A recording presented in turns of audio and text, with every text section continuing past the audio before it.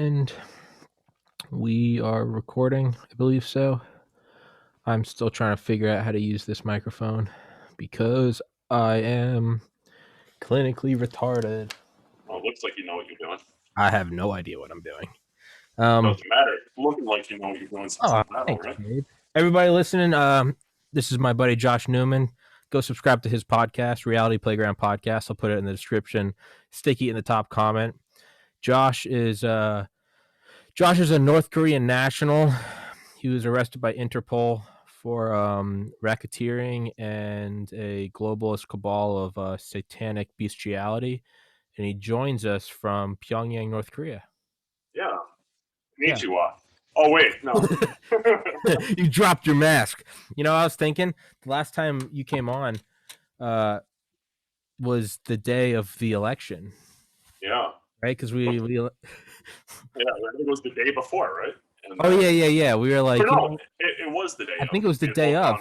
Because we both voted and we came back and we were like, you know, I'm glad we voted. You know, like everything seemed calm and normal, and we were like, this is good. This is good. And then we kind of paused, and you go, but the reality is it's all going to go to shit. And I was like, I don't know how, but it will. And here we are. So yeah, it's been an interesting couple of months, hasn't it? It has been wildly interesting. I got to go witness January 6th, which was insane. Yeah, tell me all about that. How did what made you decide to go? Did you just go by yourself? Did you go with a group of buddies? Like, tell me about it. I went with a friend. I know I'm outspoken in this, and I guess I'll find out tomorrow. I do think something fishy happened on the election. I watched it live till 4 a.m. I think Trump won, but that's a discussion for. I've done that enough times.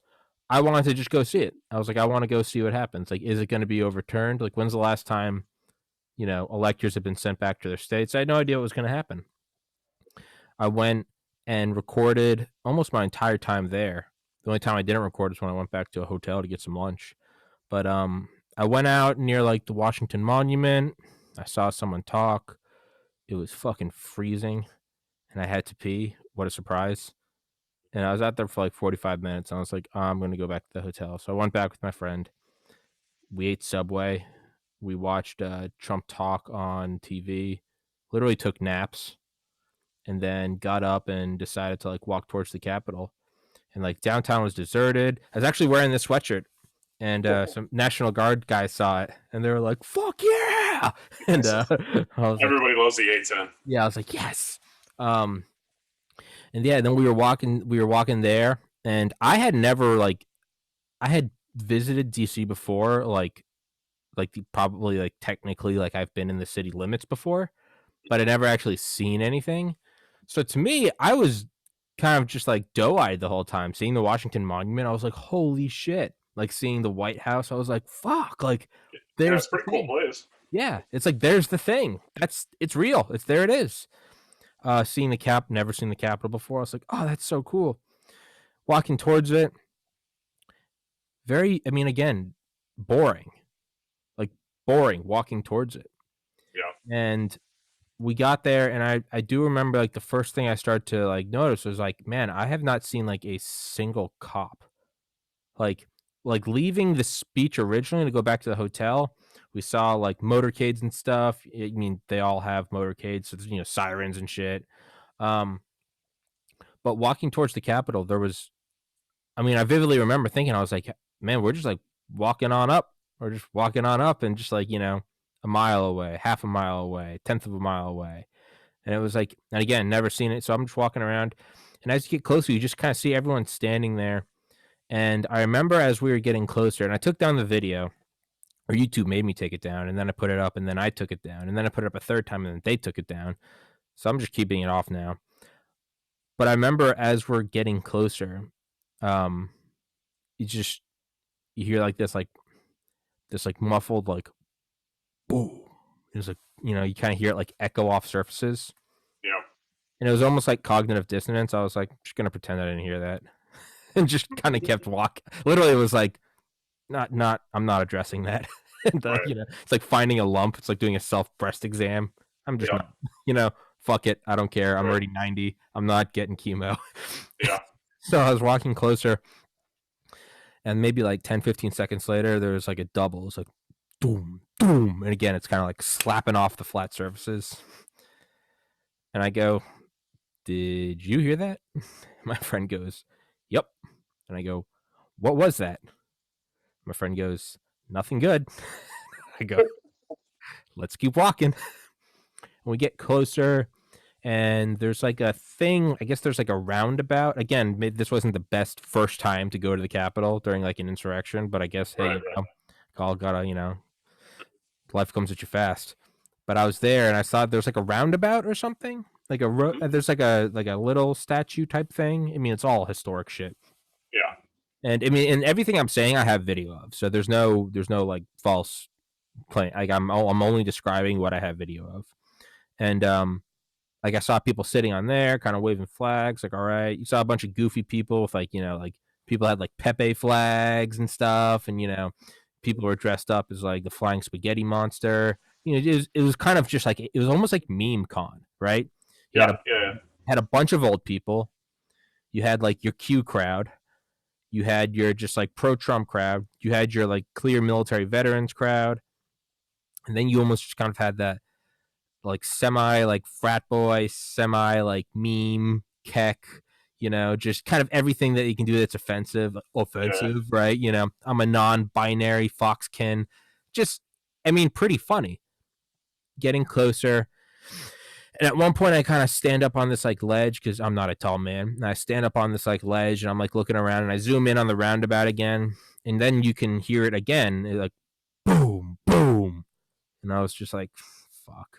Like, I was like, no one's running, so it's clearly not gunfire. And there's this black guy walking around with a microphone saying, "Hide your kids, hide your wife. Biden's in the basement." And I was like, kind of laughing. And and then I see this guy, and I have this on film. This guy like walking towards us, and his like face is all flushed and red, and he's crying, like clearly tear gassed. Yeah. And he's walking away from us and he's saying Andrew Cuomo's police department is up there gassing people. And I was like, in my mind, I was like, that's not true. Yeah. What is I? Is Yeah. it, he doesn't mean like he's talking about the National Guard No, he was talking about or Andrew Cuomo's police department. He was making it sound at that point, mind you, there's no there's so many people there. There's no service, right? There's no cell yeah, service. Well, let me back up. So when I was first there, like that's one of the most people I've ever seen in my life, save maybe like being at like the Georgia Dome during like the Chick-fil-A, the Peach Bowl or whatever, or maybe like downtown Athens on like a game day. This might have been more than that. This is the most people I've ever seen in one spot. And went back to the hotel and like turned on the news and I saw them like covering it. And that was the first, because like anyone can say, oh, like, media's fake, but it's like you have to back up extraordinary claims. And claiming that the media is fake is a big claim. As mainstream as it may seem, that's a big claim because you're physically not where they are, so you don't know what they're covering. I saw them zoomed in. I was like, man, that doesn't look like a lot of people. And then, someone was like, and then Trump is like, they're not going to show the whole crowd. So, like, the news station kind of pans around, almost kind of like, fuck you, we will show the whole crowd. But even then, they kind of showed this like field with like maybe 100, 150 people. But I was like, in my mind, I was like, there's 100,000 people there. It is an ocean. yeah. Like, it is an ocean. Like a couple times I'd jump up on like sidewalks or, like a food vendor stand and kind of look around. Again, not a tall guy. It is an ocean. And I was like, that's incorrect. I'm also biased. I'm conservative. I like Trump. Of course I'm gonna write. I'm not gonna agree with the media. So I'm trying to like stay aware of my cognitive dissonance. And but I was Very like, mature of you. yeah, the bold words of you to say. Yeah. It means a lot coming from a North Korean national. But Yeah. for the record, Josh is not a North Korean national. He's actually a U.S. Armed Forces veteran, and I love him. I love you. But but I was up there, Yeah. yeah, and I was up there watching. So I was watching the news in the hotel, and they weren't showing it. So we were going to other channels, and some people were, there's almost no one here. But I was thinking, I was like, I was turning from my hotel and looking at the crowd, because it's live coverage. Yeah. I'm watching them say, the president says that we're not going to show everyone. Well, here is the crowd, and moderate sized. But I'm like looking at that, and then I'm turning my head and I'm looking at a biblical ocean of people, and I was like, well, okay, well that's fake. That's patently false. There's helicopters flying around filming because there's so many people. Okay, so that was the first time I'd ever seen with my own eyes. It is fake, and if you're not physically in the location of whatever it is that the news is covering, you are kind of at the mercy of their metaphorical periscope. You can only see what they're showing you, and you kind of have just kind of I'm in Ocean City, Yeah. Maryland right now. If there's a breaking news from Seattle, I don't have like people on the ground there. I see what they see. Right. Right. So put that in the back of your mind. So I want to go to the Capitol because it seems historic, but I'm also like, okay, they just completely misrepresented that crowd of people. If something historic is about to happen, is it going to be Yeah. misrepresented? Yes. Little did I know. And so fast forward, there's this guy walking, going Andrew Cuomo's police department, and my first thought is so there's like no cell service because there's so many people. That my first thought was okay, like hearing the booms, and then I thought hearing maybe they were jamming. possibly, who knows? I Yeah. mean, but anytime I've been, Anyway. UGA football game, whenever you're in a place of hundreds of thousands of people, you just can't get a text out, like period. So I guess I didn't realize that. me neither, and I Yeah. could be wrong. I could be factually wrong. Regardless, I was not getting anything. So Yeah. there's this guy walking. He's going, "That's Andrew Cuomo's police department," and I'm not Columbus, but I feel like I have somewhat of a good like grasp on geography, like relative. I mean, when I say good, I mean like kindergarten. And I'm like, Mhm. I know for a fact New York is not like a 10 minutes away.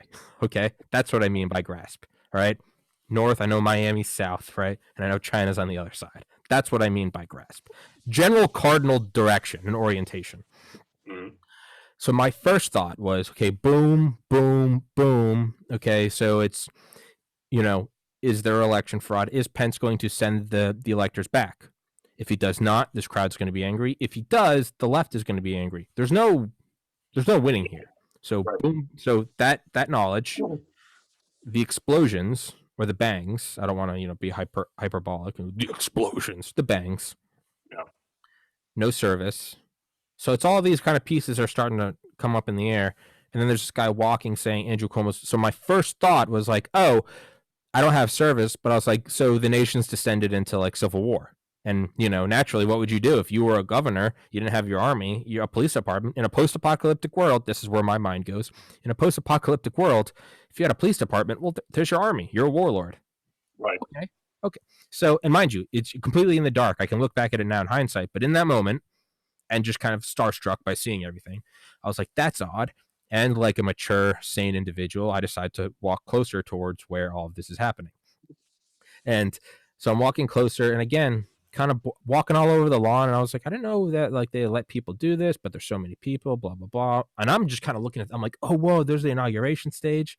So I'm in like half of like, oh, am I about to witness civil war? And the other half of me is like, you know, soccer mom like taking the kids to like sightsee. I'm like, there's the Capitol, like So it's this weird mixture of like fear and just like novel excitement. Like I'm a geek. I'm like, oh cool, there's the Capitol.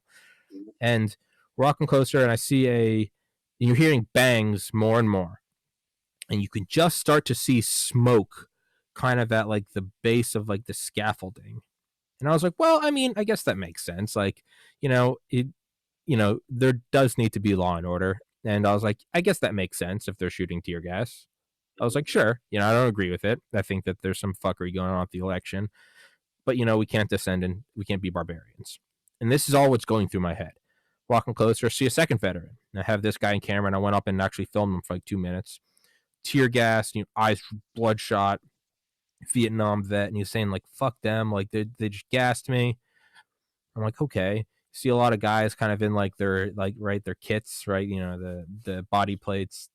But were these guys? Were they actually in the Capitol building? The ones getting gassed? I don't know. I'm Okay. walking you through as I'm walking up, right? So maybe at this point I'm like still like 100. The first guy saying Andrew Cuomo's police department was probably like 200 yards from like the steps.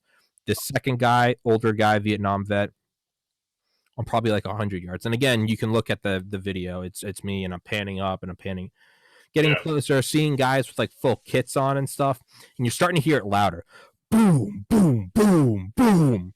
But no one's like running and screaming. So I'm like, okay, it's not gunfire. And again, so I'm like, I'm kind of drawn. I'm like, I have to walk towards it. Like, what the fuck's going on? And again, it's mostly boring.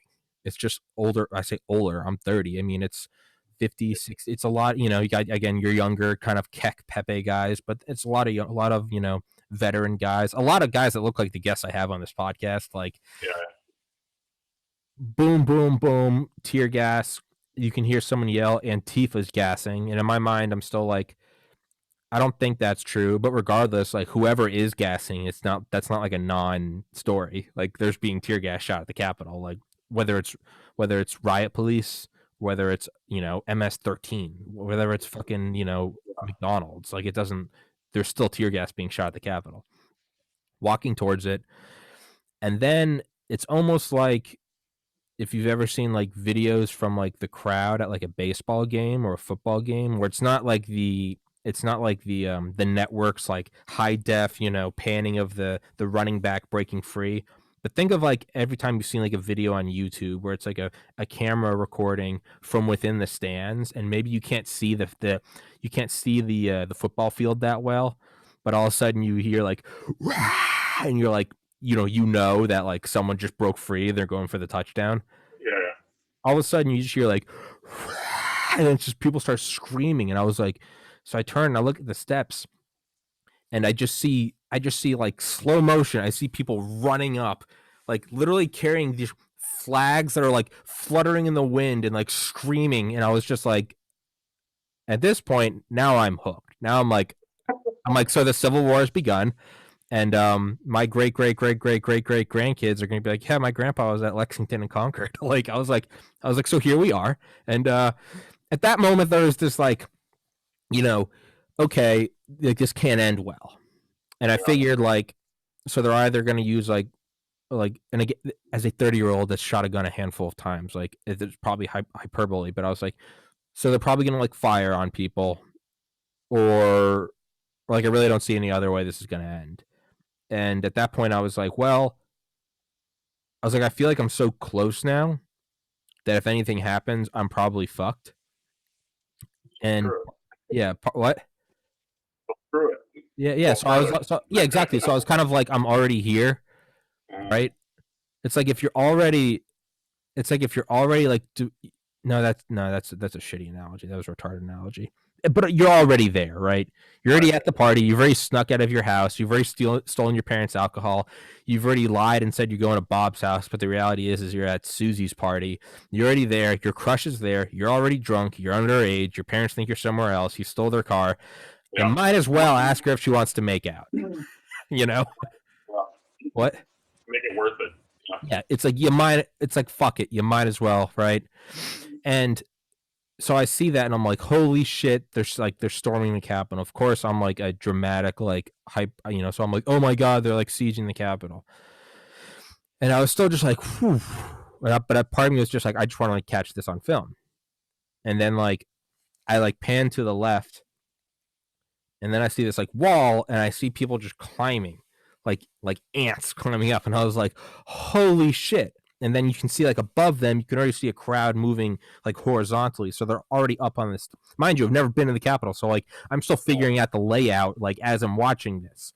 And so like I'm going on a sightseeing tour like during like what I think is like the opening shots of the Civil War. So at this point, I'm like, well, this is some great footage. So the person I'm with, I'm like, hey, do you want to go right towards the steps, or do you want to go left towards like that wall of what looks like Lord of the Rings, like Helm's Deep or like Minas Tirith, like scaling the walls? My friend's like, let's go left. And I was like, fuck yeah, let's go. So we're walking towards there, and I'm just like, well, this is good. This is fun. People are scaling the walls. I go right up to the base, and then I go, this insurrection sponsored by Tommy's podcast. Just And I'm watching people. I'm not climbing up there, dude. I have no like hand-eye coordination. I can barely climb a ladder. I'm watching people scale it. I turn around. And now I'm up on a little bit of a hill and I pan back towards like the Washington Monument.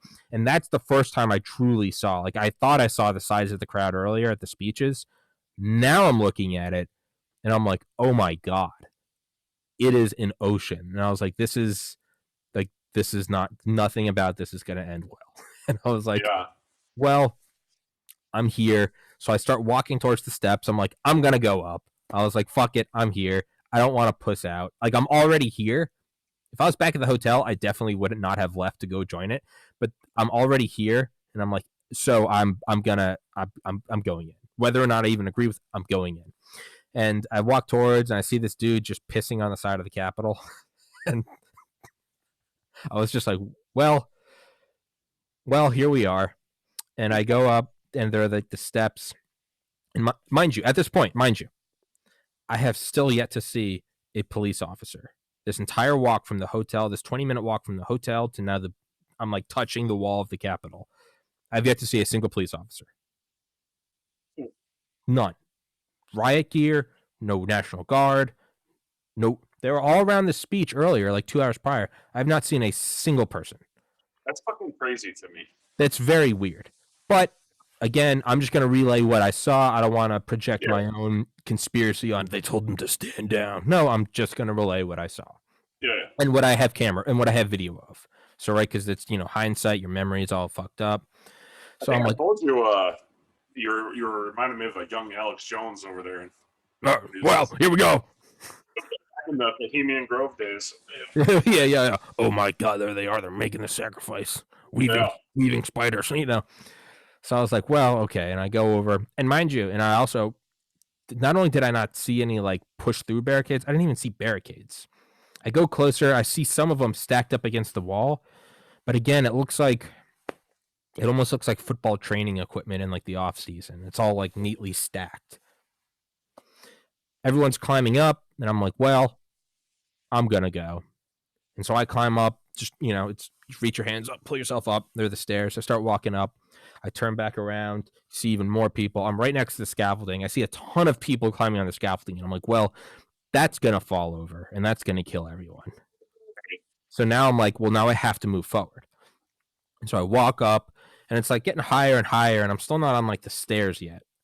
And so I finally hop over the stairs, and then it's clear, and then I walk up, and it's almost like the eye of the storm. Once I got up there, there's just people walking around. There's like someone with like there's a couple people like standing there texting, and it's like, so it's this crazy this crescendo of people, and then it's like you get up there, and there's no tear gas, there's no one, and I was like, what is right? It's like getting blue balled. I was like, what's going on? Yeah.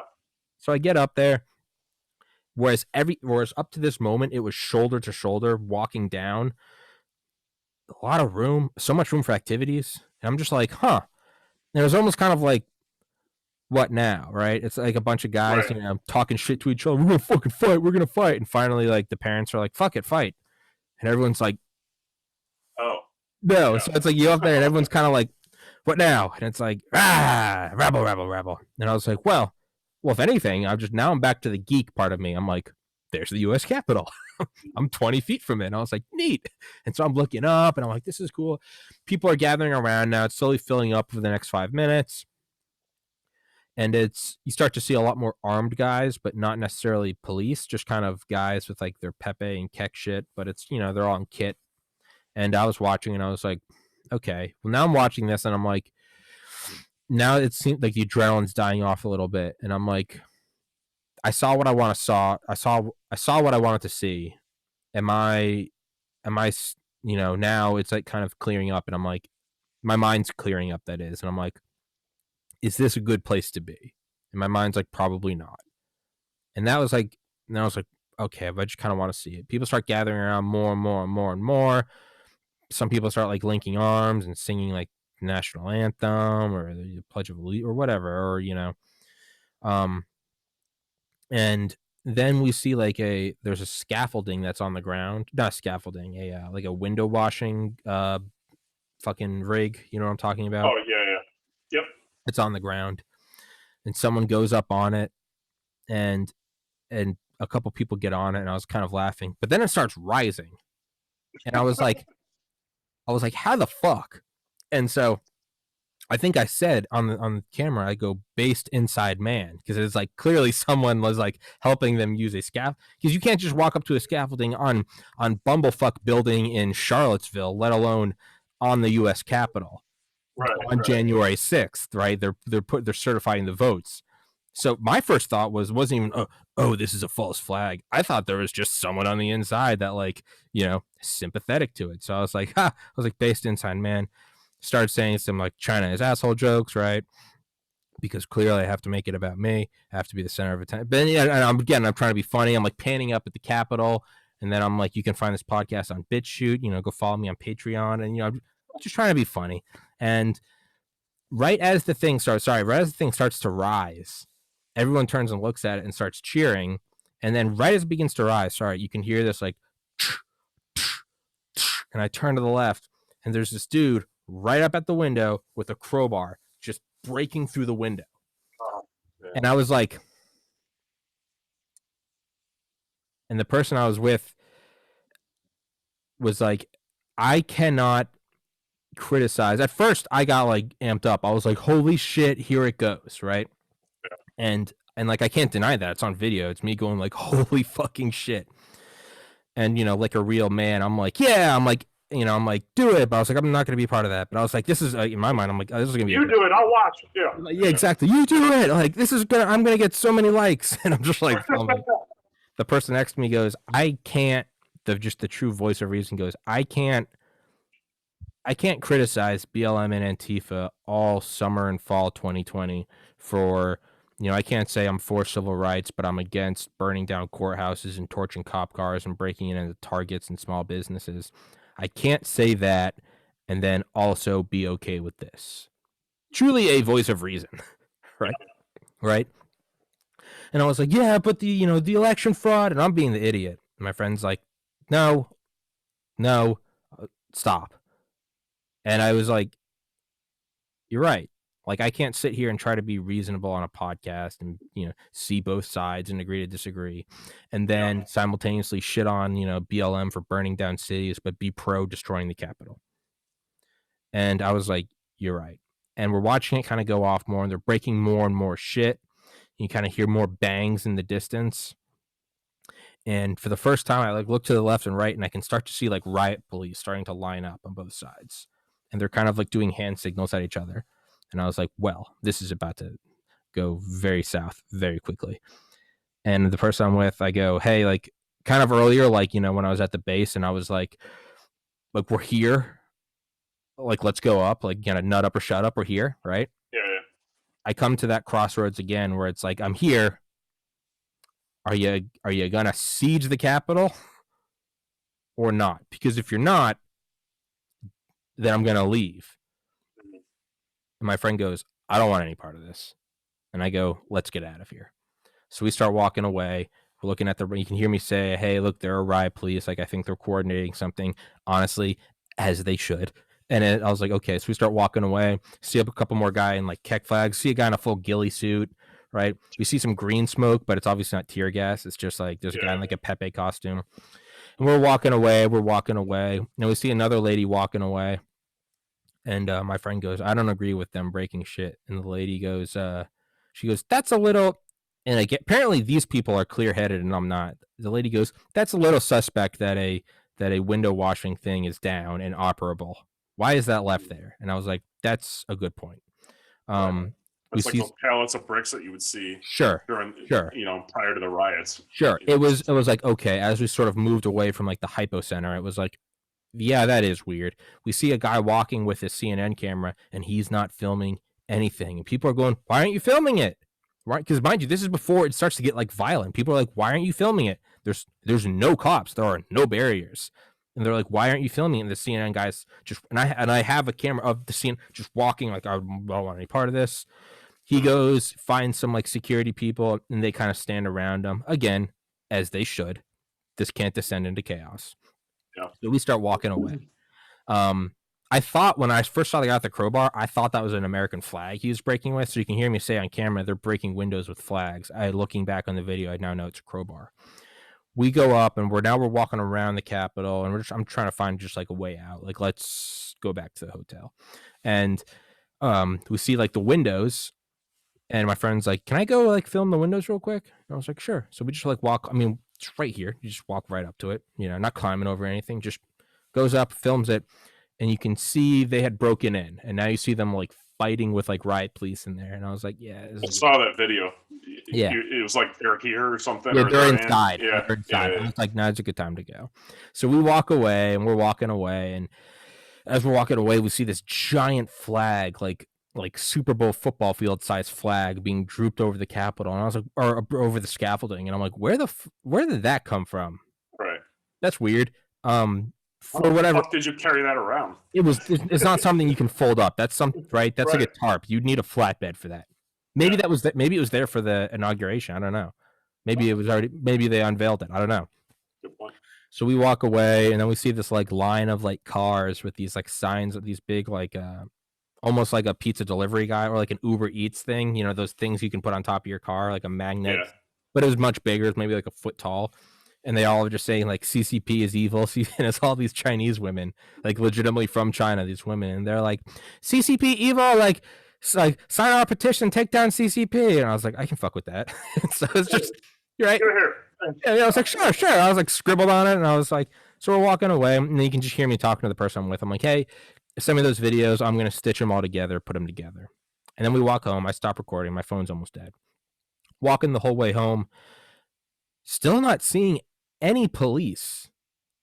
Still not seeing anything. No sirens. We get about a mile away from the Capitol. We start to hear sirens more. We start to see like what looks like National Guard trucks start to block off roads. And I was like, well, this is probably good. And I was like, let's go back to the hotel and let's leave now. Let's not wait till tomorrow. Let's leave now. Right. So we go back. We go to the hotel lobby and start getting texts from people. And I was like, oh my God, are you alive? And I was like, yeah. Like, what are you doing? And I was like, I'm in the lobby right now. Everyone's just kind of sitting in the lobby, just having drinks. Right.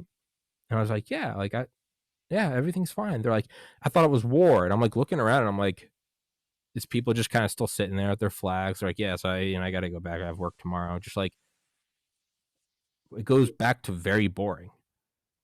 So we got in the car and got a ride back. And it was just like, that was it. And it's not until we start looking at like the news that it was like, oh, it has now descended into chaos. So I didn't see any of that. I start seeing the news. I start seeing the tear gas. I start seeing the fighting, beating each other. I'm like, oh shit. And I was like, common sense took over. oh, I was like, oh, so it's I was like, that's not good. Yeah. And then it was like, do you want to go get some Chick-fil-A? And I was like, yeah, let's go home. And I was like, let's go home. So I saw some of it because it was obviously in the news. Man, I have so many different thoughts about it. So, for one, I won't agree with it.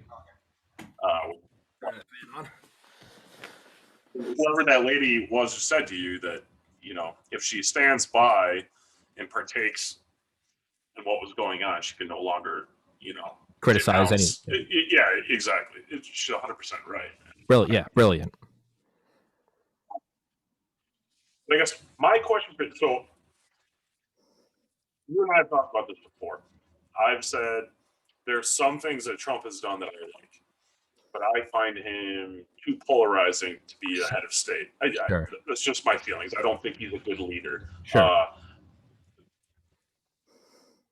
That being said, I don't think you're a Q guy. We never really talked about it, but I didn't peg you as one.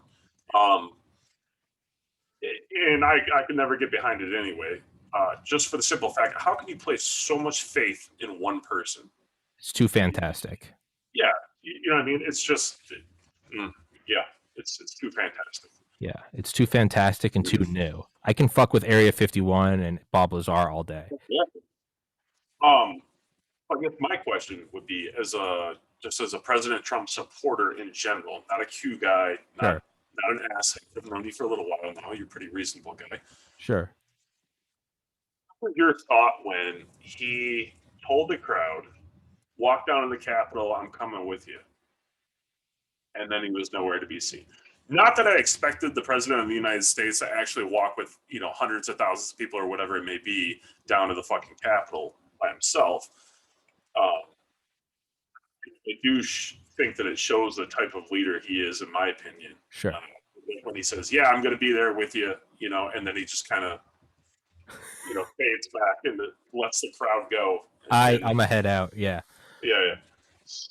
Yeah. I didn't really think twice about that. Like when he said it, it just kind of went in one ear and out the other. I was like, he's not going. Yeah. There was not even a moment like, oh, where is he? You can't know. They clear highways for the president. Right. They're not letting a bunch of in advance. They're doing reconnaissance and weeks in advance. They go up. Yeah, they send C5 Galaxies full of whole motorcades. Yeah. They send bomb sniffing dogs, metal detectors. They scan it for radioactive material. No part of me. Maybe I'm truly stupid. Maybe the stupid people said he's going to be there with us, and then they said, "Where is he?" I guess even dumber people like me were like, "He's not going." Well, I didn't even think for a second. I was like, "He's not going." I think that's you having a clear head, but Possibly. I wonder how those people feel. Sure. Who had so much faith in him. Sure. You know what I mean? Almost kind of like borderline Messiah-ish. Fanatic. Fanatic. Yeah. How they feel about that, or if they even give a shit.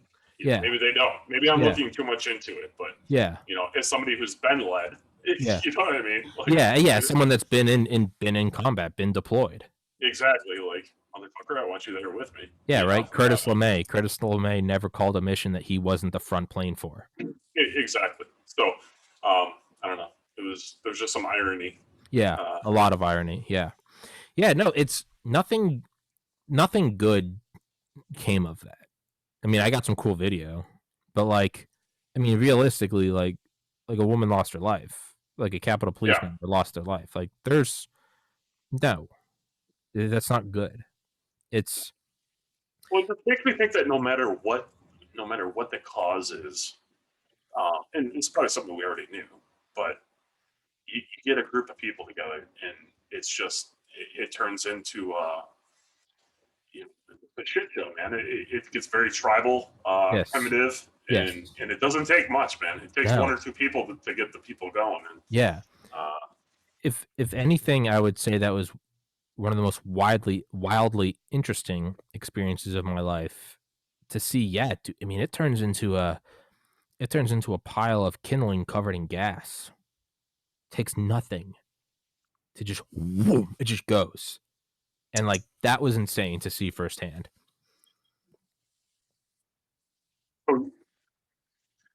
Keep hearing Antifa, right? I feel like that's the excuse that both sides have used, over the last year.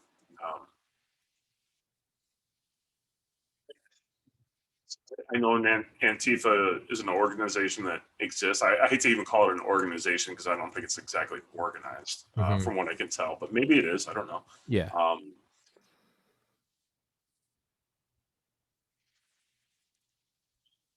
But I think agent provocateurs are a thing. They know that they're a thing. Yeah, sure. Right. And so I wonder if it's something more along those lines than it is like Antifa. You know what I mean? But again, to what end though?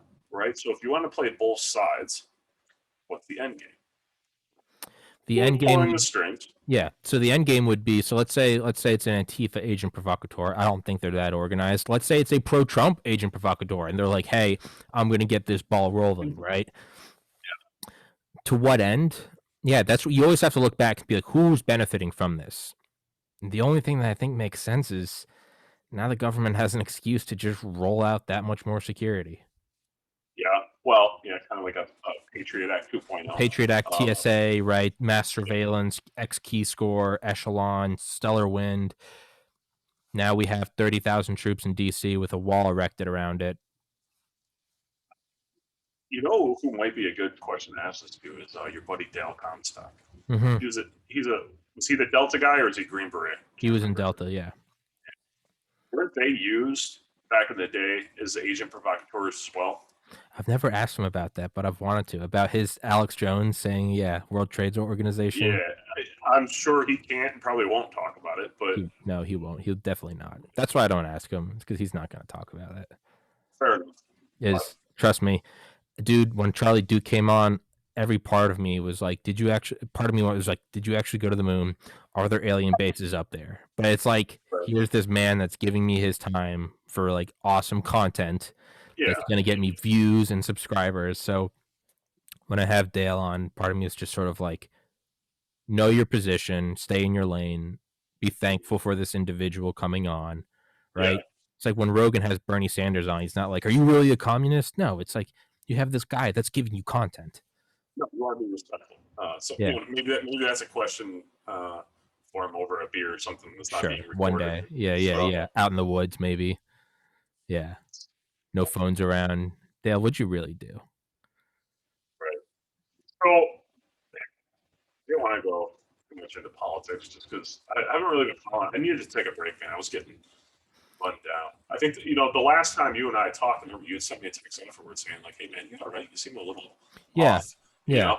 And yeah, man, I think I was just getting way too much into following like the political stuff, stopped running, all that, started eating like shit. I still kind of am, so I'm like, I yeah. need to get this, feel it.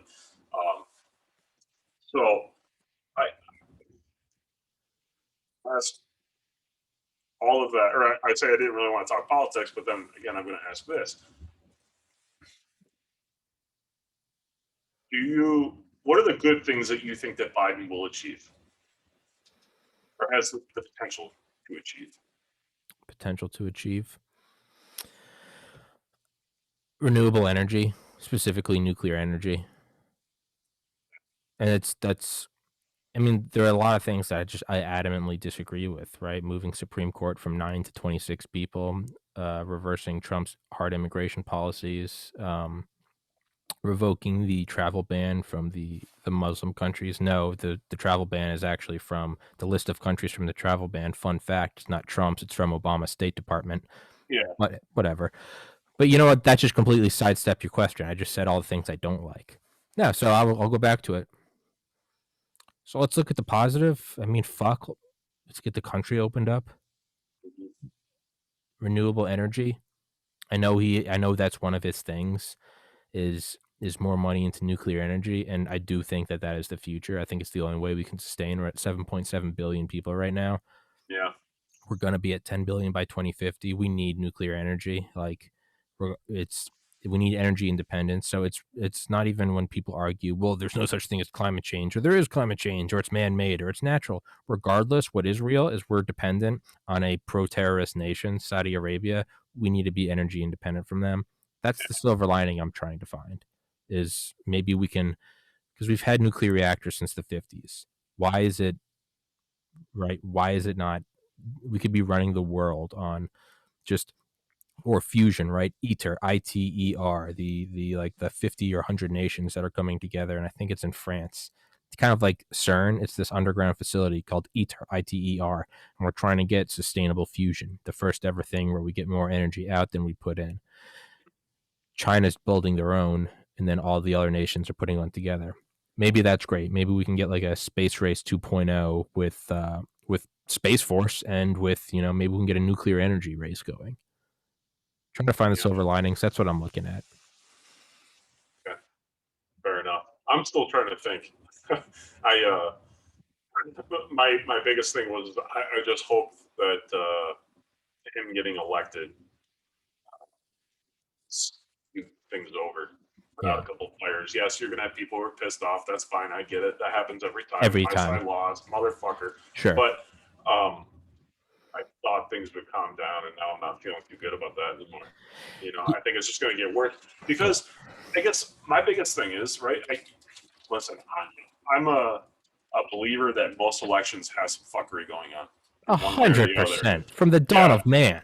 exactly. Right. So, I'm not smart enough. I don't know the numbers. I couldn't tell you the extent, but I'm sure there's some fuckery going on. So I Absolutely. wholeheartedly believe that there was some shit going on with this year's elections.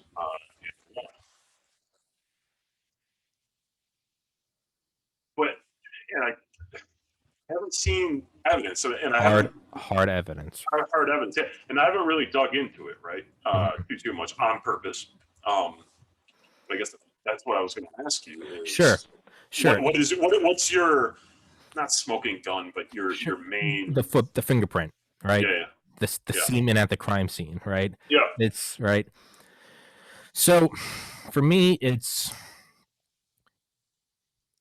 what did I see with my eyes and ears? I I watched him pull ahead on election night. I watched him leading in Wisconsin, in Michigan, in Pennsylvania, in Georgia. I saw that happen. I watched, and I always say this, I watched all my conservative friends celebrate. More importantly, I watched all of my liberal friends melt down and start to get angry. Because so it's not just I think he won. I watched them think he won, right? I watched his when he came out and did his little press conference thing at like 2 in the morning. This is the latest press conference I'd ever done. That was the first night I'd ever listened to Steven Crowder. I had never listened to him before. And he's going like, I was like, oh, this guy's kind of funny, right? And they're kind of wrapping it up and they're like, well, like, I think it's over. Like, not as much as a blowout as I thought it'd be, but like, seems Trump clinched it. Like, he's leading in these states. Once they're finished counting, he's going to be whatever. And I was like, fuck. I was like, the motherfucker did it. And um, towards the end of Crowder's live stream, he'd been going for like 7 hours. He he goes, and they're stopping counting in Georgia because like a water main broke. And I was like, whatever. He's leading. Trump's leading by however many hundreds of thousands of votes, and it's like right 95% counted. And he's like, well, whatever. And they're like, so everyone, they're like, tomorrow we're probably gonna take tomorrow off. We've been up all night, and it's like, actually, hey, they just stopped counting in Michigan as well, and Wisconsin. And they're like, this is my first thought at the time was like, fuck, there's a terrorist attack. And I'm watching it, and they all stop counting. All these states, these swing states where Trump's leading at like 95% votes are in, and he's up by this much. And I was like, and so he starts saying, so these states, these counters are saying that it's, COVID restrictions, COVID. I think that's bullshit. But at the same time, hey, it's 2020. It is COVID. Do you expect anything else? Not really. right. So I screenshot it. I screen on my phone, screenshot it. I'm like, he's gonna take it. All these things are leading red. He's gonna take it. Go to bed, wake up, and they all start reversing and they start finding ballots. Well, they tell everyone to go home. We're gonna start counting tomorrow. That's around 2 a.m. But they don't wait for everyone to come back. They resume at 4 a.m. and they start going, and they're all counting, and it's all across all 5 states. They all start eating away. So do I know what happened? No. Can I claim that I have evidence? Do I have satellite feeds? Am I in the NSA? Do I know statistics? No, I failed calculus 3 times. I'm looking at with my eyes and ears. Mm-hmm. I'm like, what does your gut tell you? Don't listen to what the left or the right is saying. What does your gut tell you? My gut tells me there's some fuckery going on. Trump's press conference at 2 a.m. He comes out and says, and you have to have all votes in by like X time, right? Those are election laws. Yeah. Any COVID laws they make, those don't stand in court. You can't. Those have to go through legislatures, but they didn't do that. So he goes, so it's finished counting. He goes, we won, and he goes, certainly don't want them to start finding ballots at 4 a.m. Well, that's exactly what happened. And we start seeing it eat away. We see that exact line where, right, it's Trump, Biden going up, pause, Biden, vertical line. Yeah. Vertical, not gradual, vertical line. And I was like, that's clearly fraud. Watching it, and I was like, that's so everyone's like, oh, Biden. I was like, if I say that Trump lost, I'm lying. I'm not being honest because that's not what I saw with my eyes, right? Mm-hmm. It's I watched it and I watched him win. So I was like, okay, whatever. I was like, looks like we're in for a Bush v. Gore thing. And I was like, here we go. I was like, of course it's 2020. I was like, buckle the fuck up. Yeah. When the Supreme Court wouldn't take his case, I was like, what the fuck? Why would you not hold it? Why would you not hold the case? And that started to get hairy.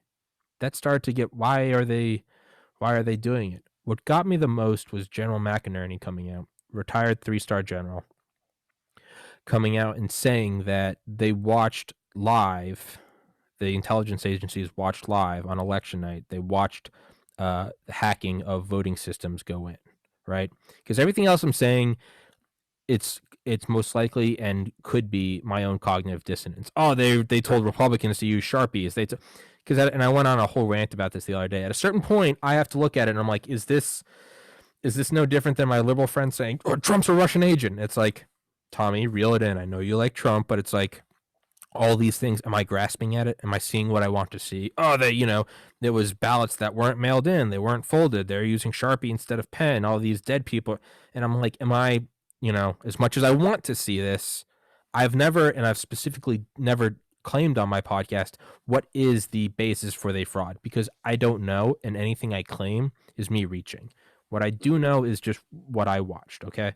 So General McInerney coming out saying that there's a program called Hammer and Scorecard, and also having Brigadier General Robert Spalding on this past August, reading his book Stealth War and seeing how the CCP overthrows people. They don't use weapons. They infiltrate. They start passing legislature conducive to China's growth while taking down the native country. Belt and Road Initiative, giving ports to poor nations, and then when they can't pay their bills, hey, then we're just going to seize the port and we're going to have our Navy here. What are you going to do? It's China. Watching this, I know how they operate. China can't take the U.S. military toe for toe. I said that December 2019. I said that's why I think fentanyl is a thing. I think they're flooding our borders. Asymmetric warfare. We know they do with cyber warfare, right? Dawn of the Code War by Garrett Graff. They talk all about that. Then we see COVID. Personally, I think that's what it is. Whether or not it's real, it is real. Whether or not it's lab made, to me, it doesn't matter, because what's happening, the rest of the world's economy is paused while China keeps chugging along. That's no different than an 800-meter race in the Olympics, and then everyone stops to tie their shoe, but one guy keeps running. These are all things I've been saying months, and in some cases up to, not quite a year, 11 months before the election. So me, just from my uneducated standpoint, I can see how they battle. China can't take America toe-to-toe with tanks and bombs. What would be a much easier way to go? Win over a couple corrupt politicians, maybe buy off a couple judges, take over the commander-in-chief. There's a much easier way to defeat the U.S. military, right? Go in the back. Exactly, right? Am I going to try to break into your house, Josh? Or am I going to maybe steal your wife's purse when she's not looking at Walmart and take her keys? There's a much easier way to get in charge. So General McInerney coming out and saying they watched Hammer and Scorecard, which is something to get into Dominion machines and flip votes. The sworn affidavit of the head lawyer of Italy coming out and saying that elements of their government were involved using the Leonardo satellites. Watching all of this and hearing McInerney say, we watched it happen, and I told them, why aren't we working? And he can't name who he was with, but he was like, they said, let's watch it go through, because why just stop a fraudulent thing? We can always stop it. Why not get the people involved, right? It's not shoplifting until you leave the store. Okay. I'm not a 3-star general. Okay. So it makes me nervous, but I'm like, okay, why just shut down a Chinese election when they can just come back and try it better in 4 years? Why not rat out the individuals that were complicit? Okay. But again, am I seeing what I want to see? I have to take that into account. Hearing McInerney say that leading up to January 5th, the election in Georgia, right, the special runoff, saying him watching it, seeing the two Republican candidates leading. And for the record, I'm not Republican. I like Trump. I fucking hate Republicans. Point being, McInerney watching and saying, and then I got a call from my NSA contact, and he goes, and see how they're both ahead? And he goes, right now, he goes, live, we're expecting, it's because the NSA, they're light years ahead. Or he goes, we're watching it come through. China's brilliant. They did it through the Leonardo satellite with Italy, and they did it through Pakistan's ISI, which also, ISI headquarters is about 2 miles from where bin Laden was caught in Abbottabad, Pakistan. Little hairy there, right? McInerney goes, and they tell me to start, they say, watch. And he goes, same thing happens. 4 a.m., vertical lines. They got bold. They're getting cocky. They're getting sloppy, right? They're watching it go. And he goes, so we caught him twice. Now we have it twice. And he goes, again, it's not shoplifting until you leave the store. How do you get everyone involved? Certify the votes. My criticism of that is, well, then why wouldn't you have swooped in and arrested everyone involved the day they certified the votes? Now what? So, long answer to your question, I know what I saw. And as someone that has voted on the left twice and the right twice, it's not like I'm a lifelong Republican. I voted for Yeah. Obama and I voted for Bernie in the primaries. I am still not comfortable with what I saw. It just doesn't pass the sniff test. It's if Trump lost, then he lost. Sure, I can rage on here and talk about how socialism's finally in America, like every other conservative in the history of the country. If the conservative wins, oh my God, fascism's here, just like every other liberal in the history of the country. I get that. My gut feeling still says something fishy happened. However, just as my very intelligent lawyer, accountant, and doctor friends on the left for 4 years screamed Trump was a Russian agent, and then even after every report came out and nothing ever came of it, and they said, "Well, he's still a Russian agent," and I said, "Well, now you're just ignoring every report and every investigation and just still claiming." I was like, "That's closed-minded. You have your result. You're not trying to be unbiased." I have to look at this despite what I saw on election night, if there's not a hammer of hardcore evidence dropped in the next 21 hours and 2 minutes, then my only logical conclusion can be it's not that they got away with it. It's if Trump has evidence of voter fraud and he has all 18 intelligence agencies at his fingertips, if he has evidence, he is going to release it. If he does not release evidence, it's because it does not exist. Not because it evaded them. They're the fucking NSA. They can fucking read your Game Boy memory card, right? Yeah. So I'm at this personal battle with my own cognitive dissonance where I'm saying I watched him win. The other half of me saying, do you think Trump is a guy that backs down? No. If he doesn't release evidence, why is that?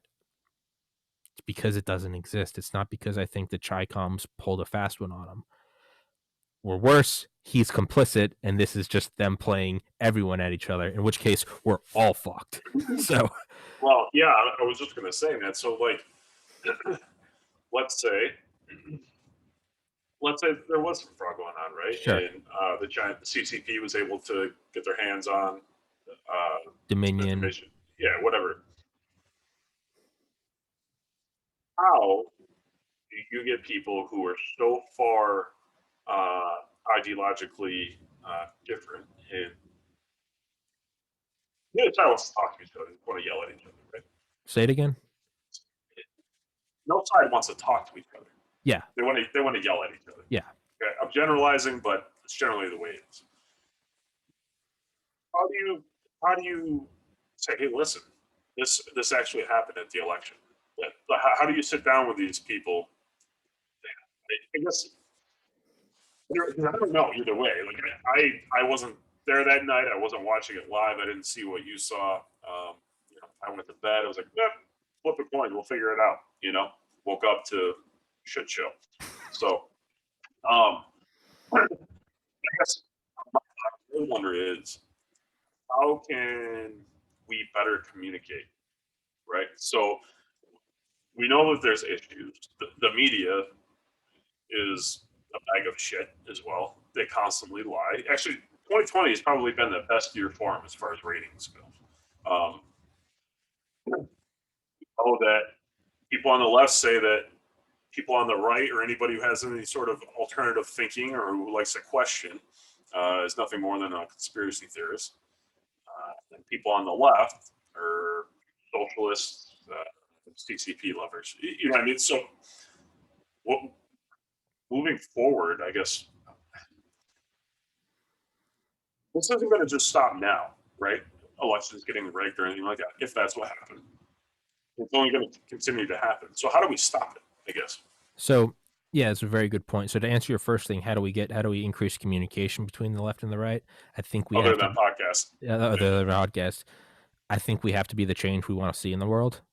Yeah. And so that's what I'm trying to do is am I wrong? Can I own my own cognitive dissonance? If I can't, how can I expect anyone to? If I can't bring myself to walk an extra 3 steps to recycle a water bottle, then throw it away, how can I expect anyone to recycle, right?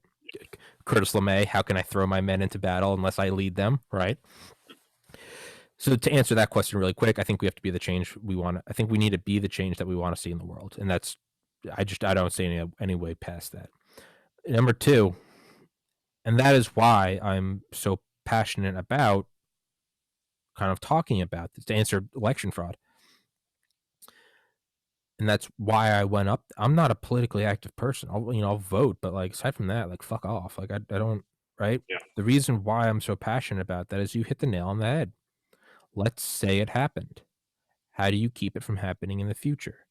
You do not. It's over. If one person won and the other side managed to pull off a coup, if you manage to pull off a coup while not in power, you'll be able to stay in power forever once you are behind the reins of government, right? If I can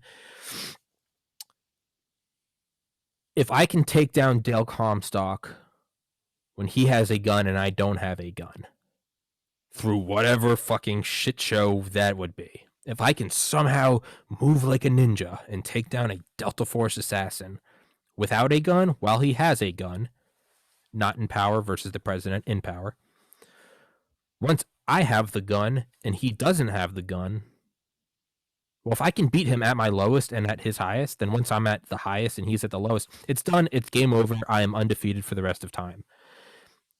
That to me is why I'm so concerned, because it's not just, your guy. Listen, I voted for Romney in 2012 because I don't want to see Obamacare go through because I want to be a doctor. He lost. I was really pissed off for like 2 days, made a fool of myself on Facebook. I was like, fuck this communist. And then it was like, well, there's 350 million people in this country, and I cast my vote, others cast theirs. There was more than mine. Deal with it. To me, this isn't that.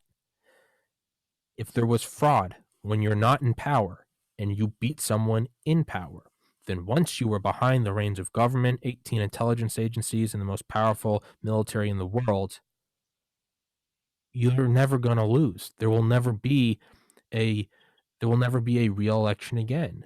There will be no contesting it. There will be no nothing. It'll be he wants to go from 9 to 26 Supreme Court justices, wants to open borders. He also wants to abolish, they put forth a bill the other day to abolish the Electoral College. So now you just need popular vote, but what better way to do that than, what's the politically incorrect term for these caravans? Political cattle. Get everyone in here, hey, we'll give you food stamps, vote left. But that doesn't even matter, because that still implies you're actually tallying votes. If you can pull off a rigged election, there's never a real election. Sorry, there's never not a real election. There's never a real space election.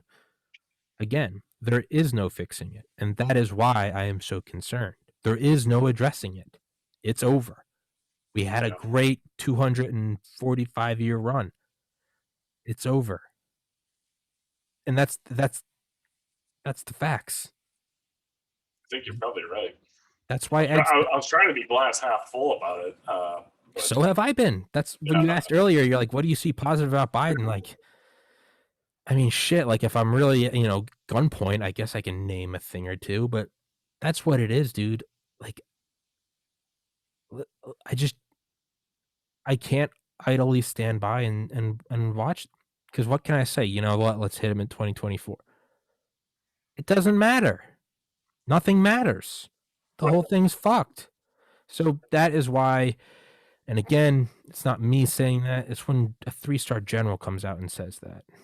It's when the head lawyer of Italy comes out on a sworn affidavit and says we tampered in the election. It's when the Supreme Court won't hold it. It's when I watched with my eyes what happened.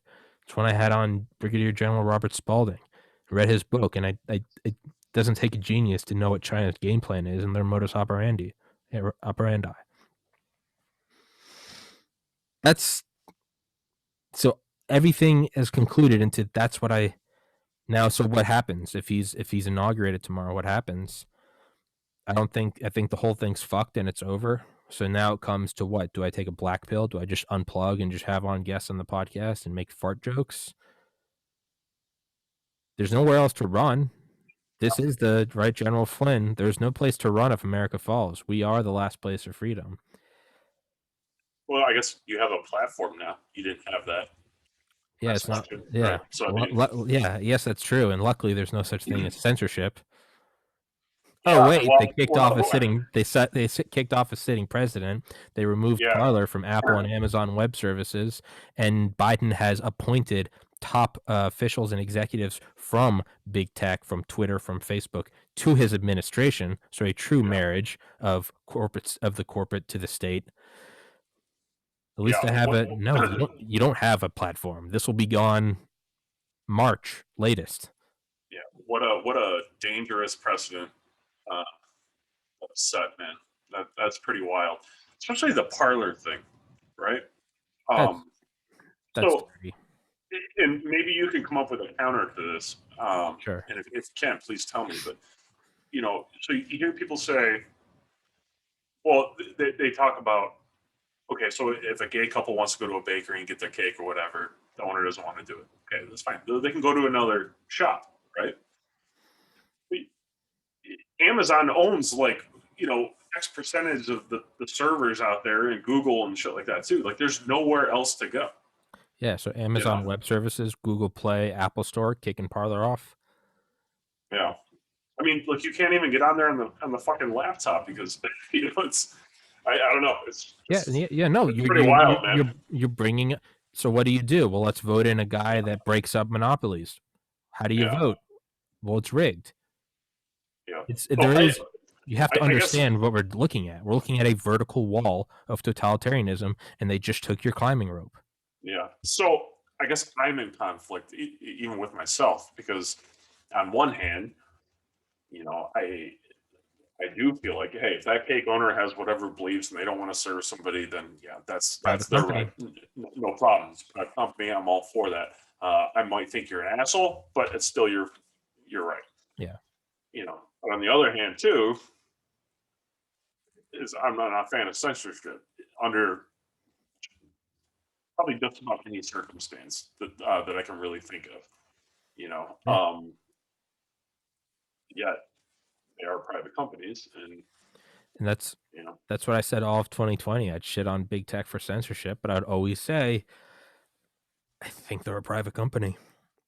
I think you can do what you want. I think Amazon Web Services, I think they're clear to kick off Parler. As much as I hate it, I think they're clear to kick off Parler. I think Apple's.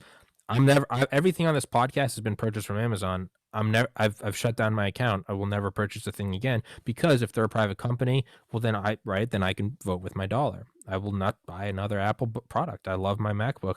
I don't support that. Maybe that's the key. Yeah. So let's go with that. If they can do that, well, do you remember in 2017 the whole net neutrality thing? If you got on any subreddit, astroturfed, and sticking to the top of every subreddit was net neutrality. Okay. If I can recall, private companies shouldn't be able to throttle your access to information based on their own political biases. But they're private companies. No, this is censorship. America stands for more than that. I disagreed with it then. I said I think they're private companies. Now here we are. We have the same left now saying they're private companies. No one gave a shit when it was net neutrality. When it was net neutrality, it was stands up to the fascists. Yeah. When it's for your guy, when it helps your side, you're all for it.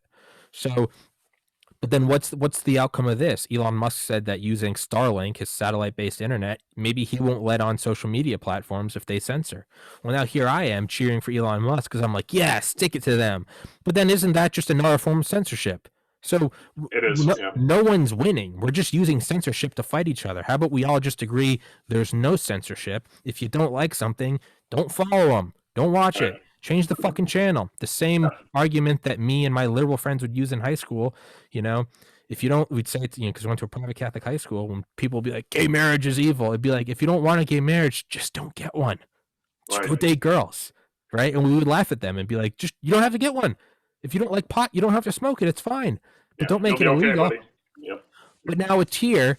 And it's, if you don't like someone, don't follow them. If you think Trump is a Nazi, don't follow him on Twitter. Don't do it. Don't buy stock or products of companies that you think are racist.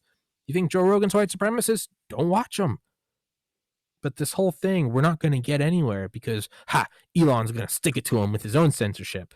But then what if the manufacturer of the materials that Elon used to build his satellites, some company that mines the ore and melts it and smelts it and fabricates it into the metal pieces that are then launched into space, what if they come out and say, well, I don't support Elon, so I'm going to not let him buy my ore? It's a race to the bottom. But what is the end result? It's censorship. It's censorship everywhere. That's not Well, good. yeah, I mean, you know this as well as I do too. Is once you start, you're not going to stop, and there's no going back. There's You none. know what I mean? You can vote it in. You have to fight your way out. It's- I just, nothing good comes from it. Elon, Mars 2026. Do you think it's going to happen? At this point, I think we gotta. I don't think, because I think we gotta write this one off. Hey, Earth, you had a good run, but you know, I'll tell you the hope I don't think it's good. the hope I do have. I would be thrilled if it came out that there was zero fraud, that there actually was pallets of ballots for Biden. I would be thrilled. Would I be happy about that presidency? No. But what did we say on our last podcast? I said, you know what? Whoever wins, at least it means the election process works. And you were like, that sounds good. And I was like, thanks. And that's what I felt, was whoever wins, then at least the electoral process worked. Everyone got out there and said, nah, I don't want Trump in there anymore. Sure, I'd be upset, but hey, democracy, baby. It's bigger than one president. It's bigger than my lifetime. Yeah. That is why I'm so passionate. If Trump just lost, I'd be like, hey, I'm from New England. I like the Patriots, and it's a kick in the nuts to watch Brady lose the Super Bowl. But hey, it's what it is.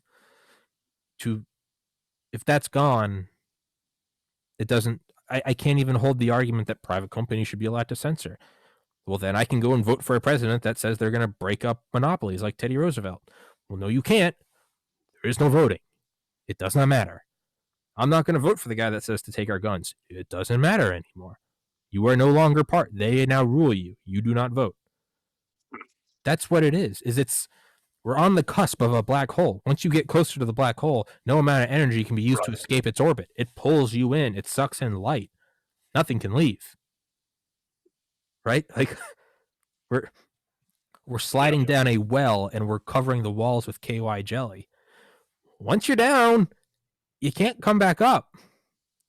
And so right now we're at the edge of the well. And everyone's saying, Tommy, why are you fucking just let this thing go, man? Just climb out of the well, and next time you can decide not to go in the well. I'm like, there's KY jelly, and they just took our climbing shoes. Like, we're not coming out, right? Yeah. So I hope I'm wrong.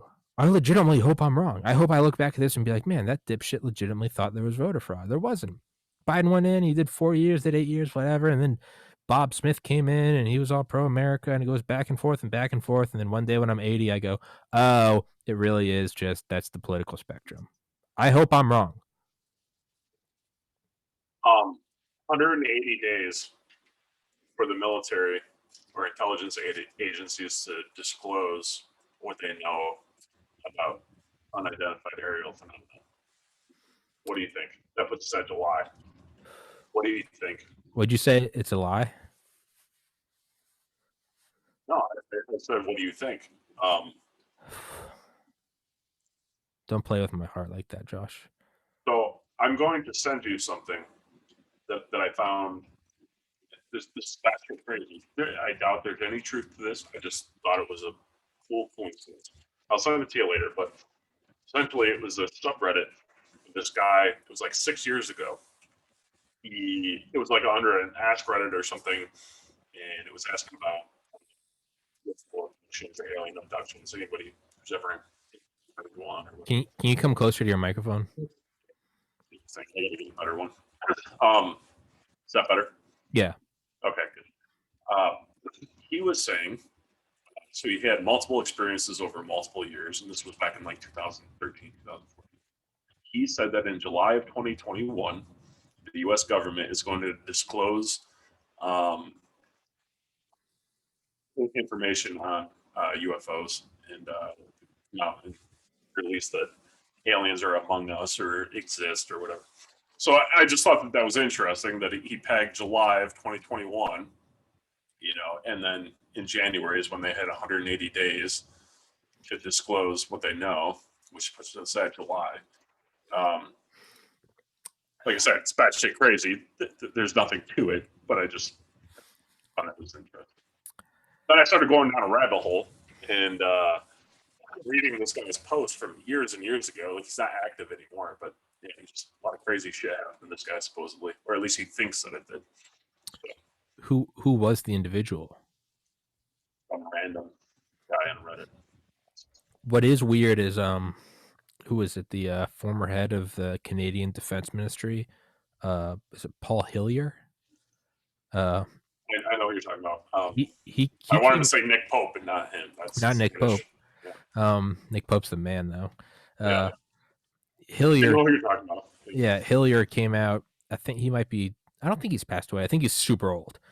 But he came out and did an AMA on like Reddit in 2017, and they're like, "What's like the craziest thing from like the defense?" And he was like, "Well, the craziest thing is that Earth is in contact with several alien civilizations. They've been here before. We don't know how to break it to the people. There is a dark faction of world governments that want to keep the power for themselves. But if we can bring it out into civilian use, we could be entering into a new golden age of humanity." And everyone was which would coincide with what that former deputy of whatever from Israel. So he said that in 2017. Everyone's like, "What is this guy smoking?" But it was the equivalent of their their General Mattis, or now it'd be their Chris Miller, their SecDef. Yeah, it was like the defense minister. It was their It was their SecDef, right? Yeah. Admiral Lord Hill Norton, who was the 5-star admiral in Britain's, I think their defense ministry, said before he died that he thinks that elements of the U.S. military and other military factions are not allowing declassification of alien technology, not because it's too philosophically heavy, but because they want to keep the power to themselves, because if limitless energy comes out, then that removes their ability to use the petrodollar to have a vice grip on the world's balls. That's a weird one. But then, this past summer, that Israeli former, space agency head, their head of NASA, basically, came out and said, and I'm not saying somebody in the upper echelons of an agency can't be batshit crazy. I'm not saying that.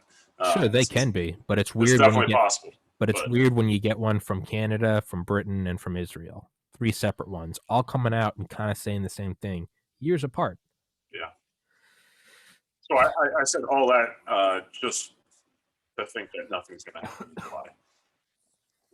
Is they come out and say, "Yep, we've had a few experiences." Fuck that. Keep the faith. Here's a little bit, just a little bit to get your rock off, and then that's gonna be the end of it, I think. Just keep the faith. If 2 years ago you had said, or 5 years ago, if you had said, the U.S. government will acknowledge UFOs and even release FLIR, forward-looking infrared video of UFOs off the USS Nimitz, if Commander Fravor would go on Rogan and talk about chasing a Tic Tac with zero propulsion or heat dissipation or thermal imagery, and it can go like 0 to Mach 100 and sea level to 80,000 feet in under a second, I would have said, no, it's never going to happen. We're going to get a blurry video here and there. But here we are. We have some. I mean, just look at what we have now. This is like, dude, this is the juiciest shit since Lazar coming out in '89. Yeah. So I'm optimistic about, maybe it could happen. Maybe. I think some will come out. Yeah, I mean, they can't just rely rolling around and they've got nothing. There's no way. It'll be. They have to release something. And I don't even know. Did they release those? Did the government actually release those videos, or were they leaked out and then the government just acknowledged that yes, they were? DOD? They acknowledged them, and then they posted their own versions of them. Okay. All right. That were just like higher resolution. They were like, yeah, we don't know what that is, which is insane. That's insane. And we've kind of got used to it. We've taken it for advantage. We're like, yeah, but they're not going to release anything. They'll probably drip a little more and then wait a year or two and drip a little more. But I do think it's in motion. Yeah. Well, and they just did that big CIA document dump too. John Greenwald Jr. over at Black Ball. He did He's one got that recently? up. Yeah. Oh, shit. Send me a link. Yeah, I will. I will. Okay. I'm talking to him soon. You getting him? Motherfucker, I've emailed him. He never got back to me. I'll off air. I'll tell you how to do it. Don't even tell me. Just put in a good word for me. Oh yeah, we're gonna do it. I got him a lot. We need to battle our UFO guests, like BattleBot or like Pokemon. We throw our guy down. I'll throw down Nick. You got Nick Pope, man. I was gonna say I'll throw down Nick Pope and you throw down Greenwald, and like battle. Yeah. So I got Greenwald, and then I'm not familiar with Ryan Sprague from he's somewhere in this guy's podcast. He's kind of like a Richard Dolan was his mentor. Okay. Good dude.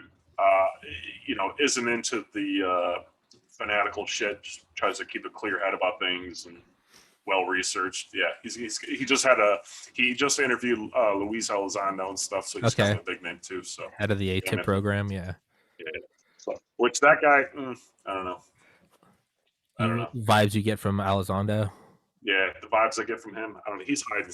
Obviously, he's intelligence. He's hiding a lot, but I feel like he's not telling the complete story, and there's just my BS meter going off a little bit with him. Yeah. I don't. A little too perfect. Little too polished. Mm-hmm. Right. I can trust like a Nick Pope. Well, yeah, because he's been around for. And he's also just like, he's like, I don't know what it is. He's like, I'm right. Doesn't try to feed you anything. Yeah, I don't know. I guess maybe I just get a little. I find people who are very like, like gung ho, like kind of questionable. I don't know. Yeah. What are you doing? But what's your angle? Who's paying you? What are you getting out of this? Well, I saw that he was in the series Unidentified or whatever, and he's just he's got his physical bag and stuff, and like I don't know, little hairy, little hair. I don't know about It's all trust no one, Tommy. What? Trust no one. I don't even trust myself. I wake up in the myself all the time.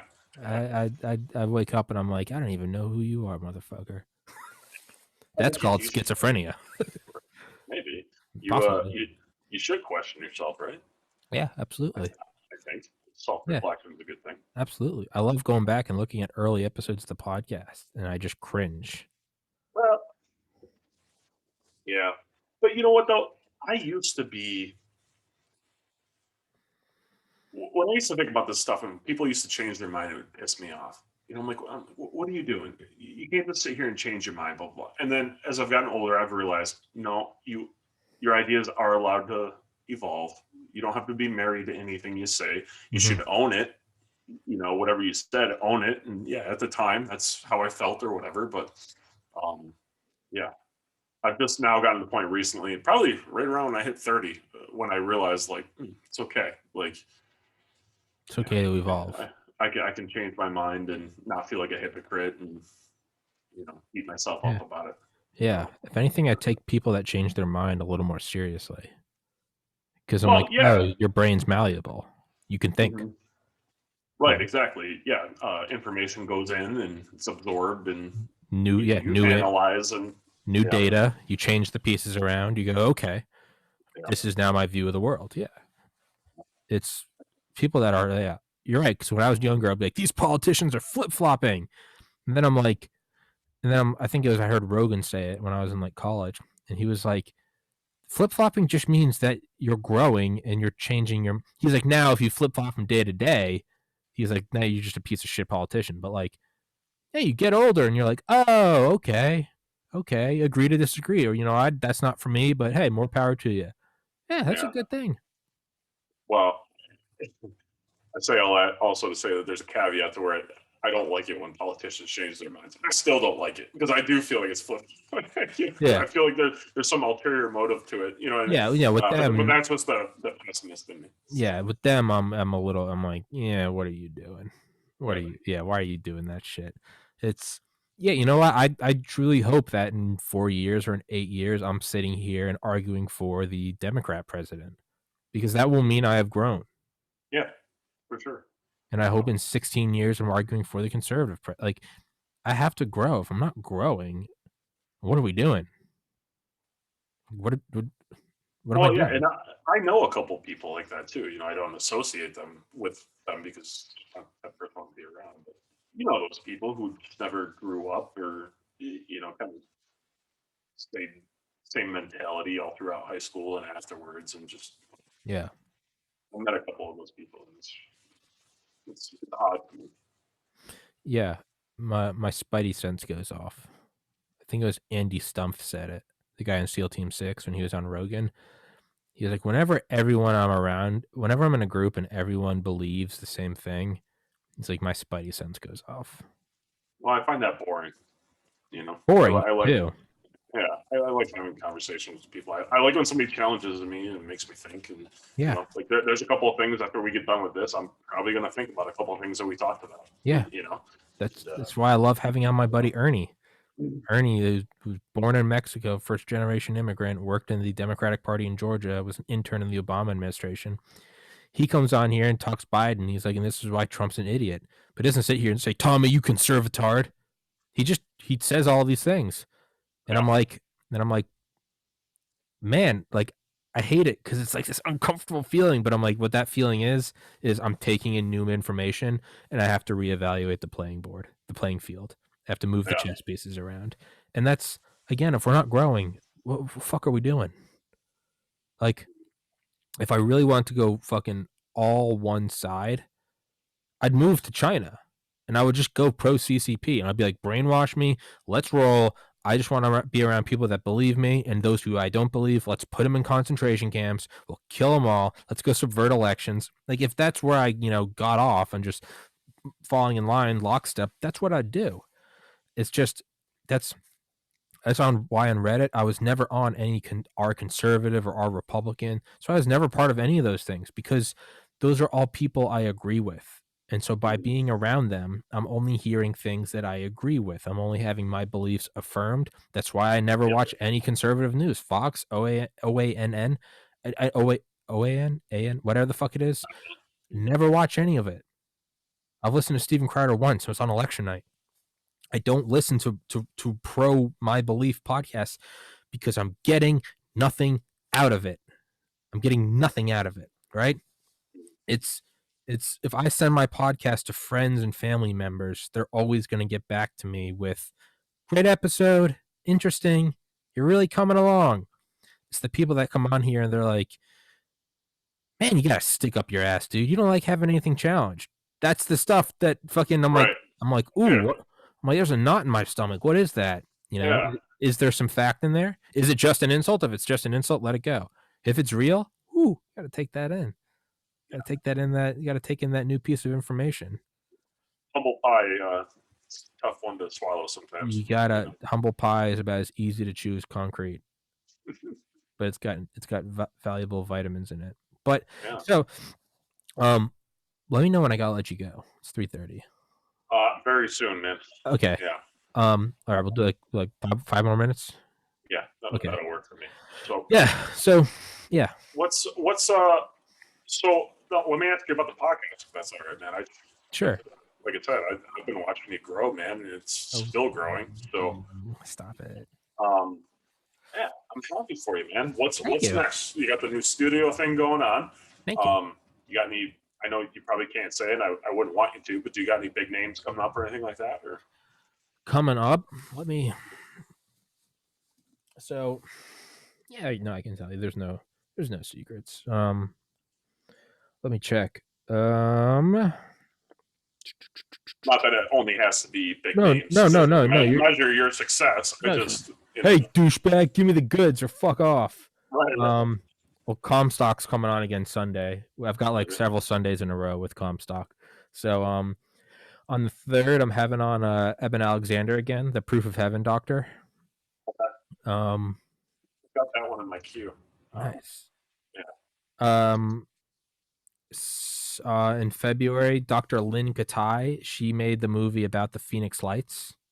Yeah, Really? Okay. yeah. Yeah. I remember hearing Stephen Greer say her name when he was on Rogan on like episode 300, and I went and watched her movie. Phoenix Lights is my favorite UFO site. Nimitz is cool. Phoenix Lights, that does it for me.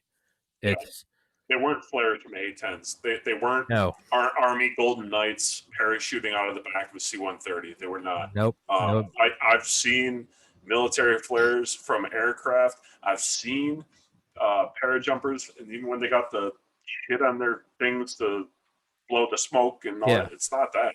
It was yeah. not that at all. It was a solid object, and there's film of it. So Tons yeah, of film. and hundreds of thousands of eyewitness sightings. So yeah, I'm on board with you. I think the Phoenix lights are absolutely fascinating. So where is it? Fuck. So Phoenix Lights is my favorite UFO sighting because, and also don't forget governor at the time, Fife Symington, former Air Force Yeah, pilot, who said that is a craft unlike anything I've ever seen. He's like, it wasn't big, it was monstrous. It was the size of a mountain. He yeah. was like, someone told me that was a B-2 bomber. He said, no, or no, that's not him. One of the witnesses said, that's a B-2 bomber. He said, no, you could land our entire fleet of B-2 bombers on the wings of this thing. It was, Kurt Russell was out flying that day. of course, Kurt Russell was. Right. And he called in Yeah, that sighting as well. Yeah. yeah. Dr. Lynn Katai's movie, Phoenix Lights, I think it's called Beyond Top Secret or something. Yeah, Beyond, I've seen it. Yeah, you I have? can't remember. Yeah. Dude. And she made a new, they made like a 20-year edition video of it. It's Didn't even, see that one. oh, it's fucking great, dude. It's like $1 on Amazon. Well, I don't use Amazon anymore, but it's I do. Fuck it. I'll get it fuck yeah, nice. You're still on the you're still on the dark side. I'll use you. for But now. dude, it is for now. But dude, it is, I love it. And so and I know I gotta let you go. I keep getting distracted. Let me pull it off what I wanted to. So here we go. So I'm gonna text it to you right now. On the channel Found and Explained, they talk about something that I talked about on this podcast, episode 136. I talked about something called the Lockheed Martin CL-1201. It was, I know I got to let you go. Give me 5 more minutes and then I'll wrap it up. It's called the Lockheed Martin CL-1201.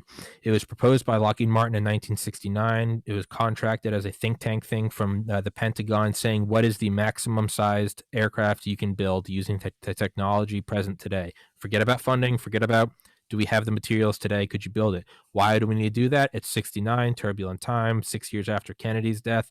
What happens in a future, in a Cold War future, because we're still 20 years from the end of the Cold War, what would happen if the bases around the world stopped letting the U.S. there? What would we be? How would we be able to have force projection? Well, obviously, we can't get aircraft carriers inland, or can we? And so they came up with it. So it was an aircraft carrier, and it had a wingspan of 1,146 feet, which is wider than the Chrysler building is tall. Okay, almost at. Well, that's the thing, is it had VTOL, vertical takeoff and landing. It had 182 747 engines in the wings that could point vertical. And it would take off, and then it would start to kind of like an F-35. It would get forward momentum, and then once it got to, I think, 30,000 feet in cruising speed, it would flip those off and it'd turn on a 1 point or a 2.8 gigawatt nuclear reactor. It could carry 3,996 troops. It had a crew of 845. It carried 22 F-4 Phantoms under the wings that could take off and land in the wings. It had, it could carry something like 6,900 tons of equipment. It could stay airborne for 41 days. And then not only that, you wouldn't just send one. These things would fly in packs of 6, and you'd have one, and one would be, all the others were LSAs, logistics support aircraft, and these were ones that carried troops. You could carry entire like divisions of tanks, and they had these things called MTAs, medium transport aircraft, or medium theater aircraft. They're about the size of a 737. They would come up to the back of the CL-1201, and you could dock 5 at a time using these. Instead of refueling, imagine if the refuel thing was like a bendable tunnel, and a clamshell apparatus would suck onto the front of the thing, and then troops would be able to get onto there. They would disconnect, and then these would go. So the CL-1201 would stay no closer than 600 miles from the battle. So they'd be way out there in the distance at 30,000 feet, like Mach 0.8, just kind of cruising in this huge holding patterns. These medium transport aircraft would come, pick up soldiers, and then these would just be like, right, those would act as paratroopers. They would come, pick up tanks and stuff, and then they'd go airdrop the tanks. And then you'd have the AAC is the one with the fighter jets, and that's the one that they would provide air support. These were going to have like tons of CWIS and phalanx systems on them, but they were also going to be, they wanted to use like lasers to shoot down incoming missiles. Jeez. This is insane, and it's my favorite thing ever because there's nothing sexier. Well, it's literally a flying fortress. It is 4 times wider than a 747. Okay. Yeah. I made an episode 136, talking about it because I've been trying to get this into like the public eye more and more. How you put off these episode numbers is just, it's crazy. You're really good with numbers in your memory. No. That one I looked up and I put it in a post. I couldn't remember which one it is. Oh, okay. I was holy shit, man. You just spit this stuff off. Some of them I can. 95, Mike Durant. 96, Paul Whitcomb. 161, Brigadier General Robert Spall. Some of them I can. Yeah. 316, 216, Charlie Duke. But this whole thing is, so I made an episode about that, and I was like, I never see any like cool YouTube channels make them. I've been trying to. If you Google CL-1201, like the top like 15 results are all Imgur and Reddit accounts that are mine, and it's me like seeding them because I want people to start following it more because it's the sexiest thing that was never built. And so I remember when I posted it one time, someone said, "Oh shit, I wonder if that's what the Phoenix Lights was." And it melted my mind because I was like, oh my God, what if that was the Phoenix Lights? This video came out on a channel called Found and Explained, and he actually made like animated models of the CL-1201. He put it out like a week ago. Oh my God, I am in love because it's brought to life. You need to watch the video just to get the scope of it. It will melt your mind. That's what I think the Phoenix Lights is. There's really no purpose to that whole rant other than I love that jet. And what about stealth blimp? Oh, I love the idea of the stealth blimp. I remember that from our special access. The Lucid. Yeah. Stealth jet. Yeah. I mean, stealth blimp, not jet. I mean, that would make sense too, dude. If you could have like an active camouflage blimp, right? No noise, just floating around. It would be brilliant. It'd be brilliant. I'd see more of like satellites replacing that. I don't know. I also don't know anything about it. Yeah. I also don't know anything about ISR. So, but I've kept you 10 minutes longer than I said I was going to keep you. My buddy Josh Newman, Reality Playground Podcast. That will be in the description. I'll be sticking in the top comment. Just go subscribe. If you like this podcast, you like Josh's, just go subscribe. Josh has given me guests before. He's my homie, as you can tell. He's a cool dude. Look in the background. You can see his Bob Lazar posters. That's why I respect and love you. That and that alone. I don't support your bestiality, or I don't support your North Korean leanings. And frankly, live and let live, Thomas. Frankly, I think Interpol should have executed you when they first apprehended you. But I respect. Yeah, they didn't, motherfucker. They didn't. Yeah. Well, I respect your ability to evade. You've got that El Chapo energy, and for all of you psychos, no, he's not. He's a United States Armed Forces veteran with a beautiful family. He's a badass. I love you, Josh. Please go subscribe. Thank you. Please go subscribe. And again, please go subscribe. Hold on. Let's pull it up right now. So I'll be able to tell if any of you motherfuckers actually subscribed or not. We're gonna do this. So I'm doing the videos kind of intermittently between podcasts, and I don't always want to do defense videos, so I kind of decided I was going to take a little break through the holidays and stuff and just kind of figure out. I'm going to do it on a bunch of different topics, but it's not always going to be like a top 5 or something. Sometimes it'll be, I don't know, just do whatever. That's what this is. It's going to be whatever. So. That's what this podcast is. There's no fucking It's just whatever. You got to keep it loose and fun, or you're not gonna keep doing it. That's exactly it. I appreciate you, man. Absolutely. Right now, I'm looking. Josh has 21 subscribers. I will know for a fact if you didn't subscribe, and I You're will. assuming people are going to make it to the end of this podcast, man. Well, then no, because I said it at the beginning as well. All right. So go subscribe. If you don't, I will go on a hunger strike. And some of you may be saying that could be good for you, Tom. You've got a couple extra LBs, and to that I say words hurt. So I'll let you go, man. It's been 12 minutes over. Thank you, my friend. And Hey, stay make safe. Tommy skinny. All right, make Tommy skinny, and let's hope.